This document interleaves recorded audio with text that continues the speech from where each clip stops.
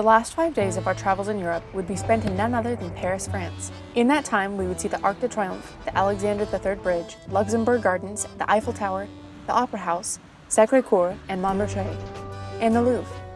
We would semi-learn how to navigate the vast transportation system, traverse many miles on foot, and of course sample delicious food on the Parisian food scene from at least half a dozen different arrondissements around the city. Welcome to Paris.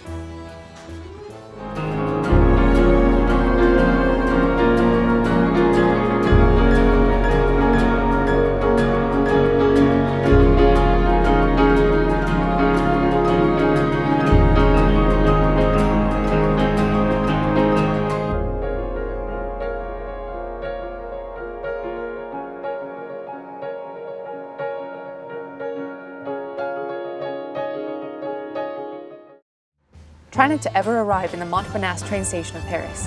We were amazed we made it out alive.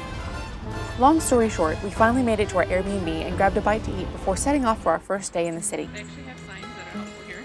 First off, we found the Office de Tourisme, or tourist office, to obtain maps of the city, and also made a stop at the local post office to mail some postcards. On this afternoon, we would be taking a self-guided walking tour of the historic core of Paris. This was done via the Rick Steves audio guide app that we had found helpful in several of the cities from Vienna onwards. We crossed over to the Ile de la Cité, heading towards Notre Dame. Reconstruction had begun and the streets were fairly crowded with tourists and also some potential pickpockets, so we took a quick glance and went on our way. Just beyond that historic icon, there is a small park with a memorial to the 200,000 French victims of the World War II Nazi concentration camps. It was designed in a very thought-provoking way, and I highly recommend visiting it while in the vicinity. The tour continues on the left bank along the river where you can peruse the booksellers' tables and artist stands, and further on towards Shakespeare and Company. From there, you make your way through the Latin Quarter towards Sainte-Chapelle, the Conciergerie, the famous Parisian prison, onto Place Dauphine, a quaint little square, and eventually on to Pont Neuf. The tour was a nice way to settle into Paris and learn more about the history of the city. After haggling with some artists on the bridge, we made our way to the Tuileries Gardens, and then back to our arrondissement and dinner at a little shop around the corner, before turning in for the night. On day 2 in Paris, we set off for the Arc de Triomphe. Incidentally, we went all the way out to the Arc de la Défense on Metro Line 1 instead of stepping off at the Charles de Gaulle Étoile stop. So we did a quick scan of the modern part of the city and hopped back on the metro in order to reach the arch we were actually after. At this juncture, you must travel under the dozen or so lanes of traffic through a passageway that ends right beside the arch. Then it's up to the top of this stone edifice. There you will find a museum and the stairs to the very top. And it really does give you one of the best views of Paris every direction you turn. It was rather stormy while we were there, as you can see from the protesting fence line, and this made our line of sight somewhat shorter than on a clear day, but it was still a great experience. The Arc de Triomphe is the center point of the 12 main avenues of Paris, and the plaza that it stands on is shared by 3 different arrondissements. The convergence of traffic down below is definitely a sight to behold, even at times when it isn't rush hour. As you can see, there are no markings on the pavement to delineate lanes or the proper traffic pattern. It's every driver for himself down there. There are 284 steps and a cylindrical staircase on both sides of the arch. They were fairly empty while we were there, but my guess is that they are pretty packed during peak season. There is also an elevator that runs to the top, but it isn't always in operation, and the stairs are great exercise if you haven't done enough walking in Paris yet. At the base of the arch, you can learn more about its history and see the commemorative plaques and the flame for the unknown soldier. I highly recommend slowing down to take note of these. After the arch, it was time for lunch, and we stopped at a brasserie nearby for 2 delightful entrees. Then it was off to see the Pont Alexander III, or the Alexander III Bridge. This bridge is nearby to the Grand Palais and Petit Palais, which stand across from each other on the Winston Churchill Avenue. The Alexander Bridge was built for the World Fair in 1900 alongside the Grand Palais and other buildings. A particular few of us know of it because of its being highlighted in the story of Anastasia. Cue the photo op. It is only 500 feet long, and there are pillars at each corner of the bridge that act as counterweights for the steel arches with which the bridge is made. There are sculptures that represent different eras in French history at the base of each pillar, and bronze statues on top as well. Hopping on board the closest bus, we made our way over to the area beyond the Tuileries Gardens, where you could find the Louvre and the Arc de Triomphe de Carousel, which was built in the first decade of the 1800s to commemorate Napoleon's victories.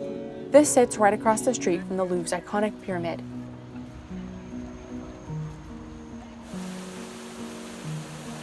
We would be returning later on to the square, but for now it was time for a pick-me-up. We at last decided upon a little cafe and a cup of hot chocolate. Angelina's was nearby, but it seemed a little too touristy for us. After this, it was off to Luxembourg Gardens as the skies began to clear outside. While in Paris, we used the Navigo Découverte passes to traverse the public transportation system.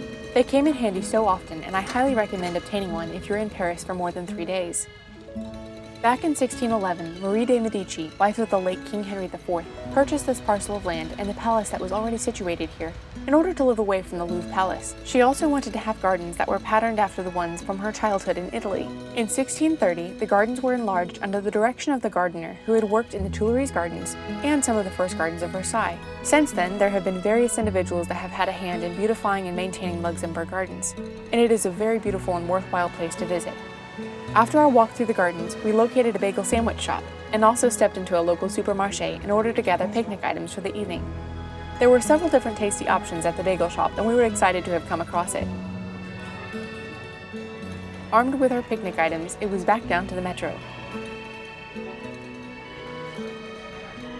Our preferred picnic location just so happened to be the Eiffel Tower that night, and it would be memorable for a few different reasons. We thought we had found the ideal picnic location when 2 pickpockets swooped in with a pitiful story and some sticky fingers. Thankfully though, both of us were on guard and went into the lioness mode before they could snatch anything. Moral of the story, tourists and travelers beware, the Eiffel is a prime spot for pickpockets. Once in a new location, but even more on guard than before, we enjoyed taking in the sight of the renowned icon of Paris. Each hour it sparkles with a few thousand lights for about 5 minutes, and it's quite a pretty display. If you're wondering why it sparkles, as one Frenchman put it, because Parisians are fond of shiny glittery bling bling stuff. And apparently tourists are too. The beacon atop the tower has 2 lights that have a reach of up to 50 miles. A rainstorm had us scurrying for the metro before too long, and though we entered the wrong tunnel, we discovered a quick way to remedy that. Note, almost every metro line door is different, so be prepared to look very much like an amateur door opener when in Paris. We started day number 3 at the famous Opera Garnier, France's national opera house founded by Louis XIV. There are tours available inside of this Parisian landmark, but we decided that viewing the outside was enough for us as we had experienced a good bit of regal interiors the last few weeks and still had Versailles on the next day's agenda. Close by to the opera house is a Lindt chocolate shop. Be still my chocolate-loving heart. Chocolate-dipped croissants, the highest caliber chocolate chaud, chocolate balls, chocolate bars, you get the idea. This is the place to be if you consider yourself a foodie who's fond of real chocolate. The Galeries Lafayette is a chain of French department stores, now with locations in other countries. This particular one is the flagship store and covers an area of around 70,000 square feet and has 3 different sections of buildings, the largest with 7 different floors and a terrace on top. We didn't make it over to the other sections of Galeries Lafayette, but we did find our share of gifts and food items to take home. After our mini shopping spree, it was time to make our way towards Monmartre. This section of Paris is located in the 18th arrondissement and is atop the prominent hill of the city. After dropping off our latest batch of postcards, we made our way through the cobblestone streets until we found a little brasserie for lunch. It was an quaint and quiet neighborhood, and we ordered a croque monsieur and some French fries. Though the Belgian people should likely be credited with the creation of fries, the French people seem to have been the ones to introduce it to America, so I think we were justified in having them there. After lunch, it was further up the hill to the funicular that would take us to Sacré-Cœur. Yes, there are stairs, but by this point we had already walked around 100 miles on foot in Europe, and our Navigo passes covered the ride, so why not? The Romano-Byzantine-styled basilica was built after the Franco-Prussian War, and with its dome and bell tower, it comes in at second place for the highest point in Paris, the Eiffel being the tallest. Montmartre is still well known for its old village charm, even though the atmosphere has changed over the years. If you can step away from the touristy locations, you can find some nice little neighborhoods that are quite winsome and tranquil. After wandering the streets for about an hour, we kept a lookout for a bus stop and just so happened to end up near one of the oldest houses in Montmartre, which has turned into a cafe. Aboard the bus, we had opportunity to see more streets of this arrondissement, and tiny and winding as they were, the bus driver was expert in navigating them, even if we were holding our breath on a few of those sharp turns. After one last glimpse of the city from the lookout in front of the crowded stairs of Sacré-Cœur, it was back to the heart of Paris. The French have a pretty specific schedule when it comes to eating food. Oftentimes, we would either be hungry before the French or miss the dinner hour due to our own schedule. This was the case that night, so we purchased some fresh ingredients for dinner and had another picnic, this time at the Louvre. This section of Paris, like others, is very well lit at night. This was helpful in navigating our way through the streets back to the metro, and also gave a very different look to this section of the city that we had previously seen in full daylight. In the metro tunnel beneath the city, the evening subterranean performance came in the form of this gentleman. who had casually set up a music stand and was calmly playing a flute concerto to his heart's content. The next day, we spent the majority of our time out at Versailles. This will be highlighted in an extra episode following this one, as it's basically its own city. This was also our last full day in Paris. On a return trip from Versailles, we stopped to take photos of a few different things, the first of which was one of the 3 statues of liberty in the world. We also unexpectedly got a photo standing in the middle of Champs-Elysees before taking the metro back to the Galeries Lafayette region and finishing up the last bit of shopping before having a casual dinner nearby.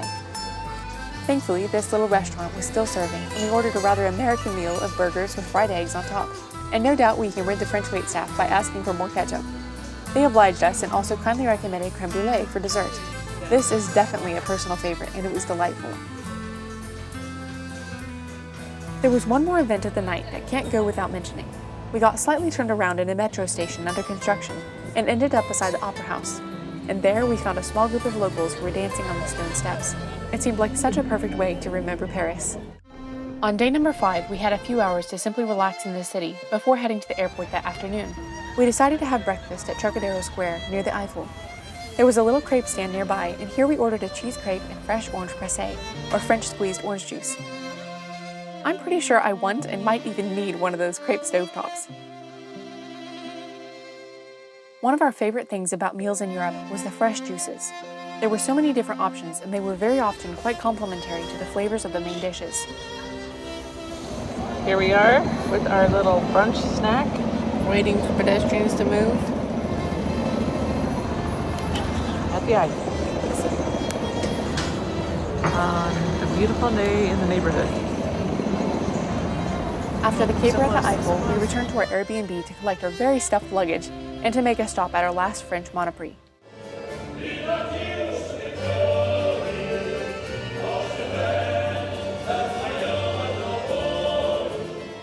Then, with our suitcases in tow, we made our way through the web of underground tunnels to our farewell to Paris location, Luxembourg Gardens.